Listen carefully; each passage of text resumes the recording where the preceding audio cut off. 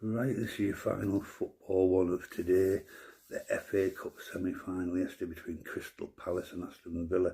I said in the morning I felt Crystal Palace would edge this one. They didn't just edge it. They battered Aston Villa and deservedly in the FA Cup final next month. Crystal Palace 3, Aston Villa 0. Whether the long season being in Europe and etc. caught up with Aston Villa, but they just weren't at the races yesterday. What some amazing goals. Sarr's goal, Eze's goal was just absolutely out of the top drawer. And they dominated that game. I mean, they really battered Villa. It could have been 6 or 7, to be perfectly honest. I ended up 3-0. But you could see the legs on the Villa players were looking weary from even the end of the first half. And Palace were just full of energy.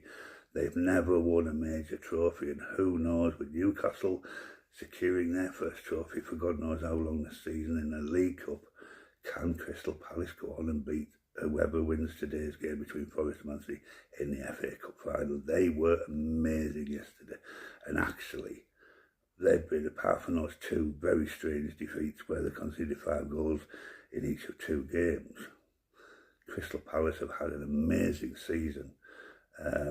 They have been one of the better defensive units.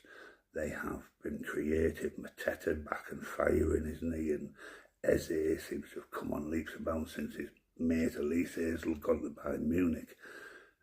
Palace and Glasner, very underrated manager. He has done an amazing job at Crystal Palace, and I hope they go on and win it this year. That was some breathtaking performance yesterday.